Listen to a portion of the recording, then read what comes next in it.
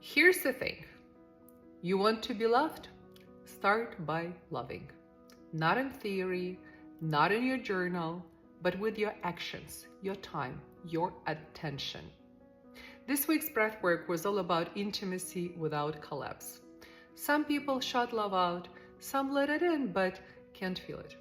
And some feel it and still think it's not enough, not deep enough, not constant enough, not safe enough to count. And while they're waiting to feel more love, they don't realize they're not even available to receive it. That's why we experience tremendous loneliness in a room full of people. Or, the more modern version, hell is other people.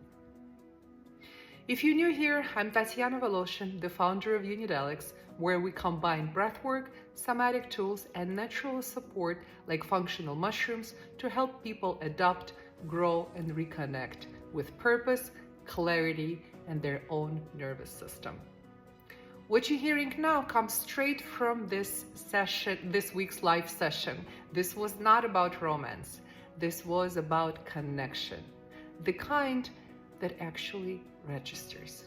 Most of my clients are high achievers, and high achievers are excellent at building relationships that look strong, but sometimes feel thin, pleasant, productive, professional, but not real.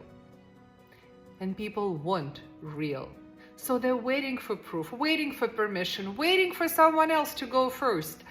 Because deep down, their nervous system is running old code. I am only safe if I stay in control. But you see, love, real love, requires a minimum 50% of loss of control. That's why it's terrifying, and that's why it heals. In our holotropic meditation group this week, we work with the theme, letting love in.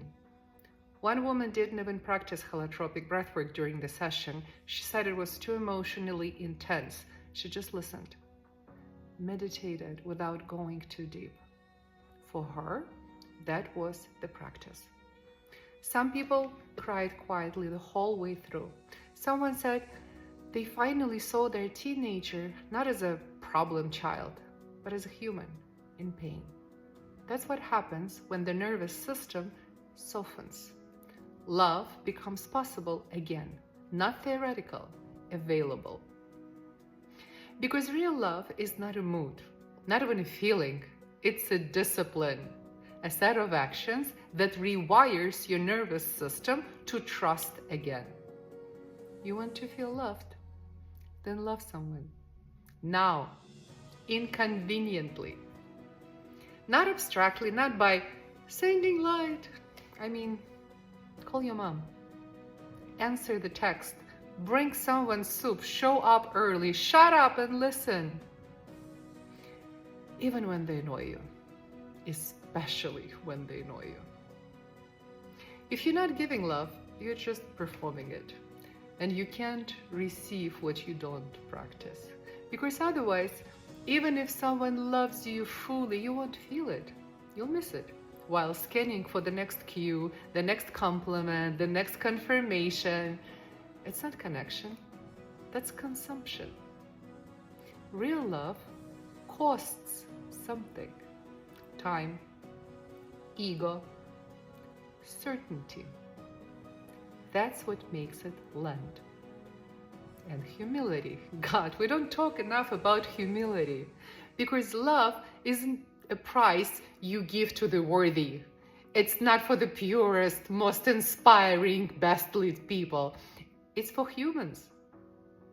The moment you start choosing who deserves it, you back in ego. Love starts when the I, me, mine finally shut up. That's why it's so rare. That's why it's so necessary. In today's world, love has been reduced to three things: something sexualized, something sentimental, or something transactional. We're trained to ask, what do I get if I give you this love? What if you don't love me back? What if I look stupid? True love doesn't answer those questions. It just gives. And in that giving, you start to feel it come back. And let's talk about knowledge. Because real love is knowledge-based. You can't love what you don't truly see. That's why in the Old Testament, love and knowing are the same verbs. And he knew her. Adam knew Eve. The more you know something, the more you love it. Your partner, your child, even a subject, music, insects, your garden, your house. Knowledge deepens love, and love deepens knowledge. It's a feedback loop, a spiral, a return. So, if you're sitting there wondering why love doesn't find you, maybe it's time to start practicing it, not as a virtue, as a survival skill, and the only real antidote to fear. And maybe also the road to happiness. Because real love pulls you out of yourself. When you're in pain, all you feel is you. It's like a toothache. You can't stop thinking about the tooth. But when it's gone, you forget the tooth even exists. That's what love does. It shuts off the self-checking. And that silence, that's what happens when happiness kicks in.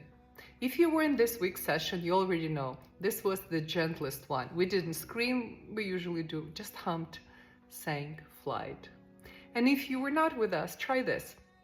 60-second reset before your next important conversation. Before entering that room, ask yourself 3 questions. What am I trying to prove right now? What am I afraid they'll think if I don't? What would shift if I drop the performance by 25% and just show up as a human being? You don't need to be impressive. You need to be clear. And clear beats impressive every time. One last thing.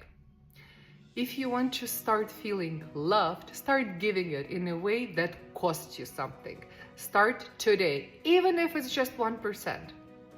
That's when it gets real. That's when it starts to come back. If you're part of the Breathwork group, take some time to journal using the questions we shared. You don't need to force it. You just need to turn toward it. And if you're not a part of the group yet, but this spoke to something in you, there is always a way in. You can breathe with us next time.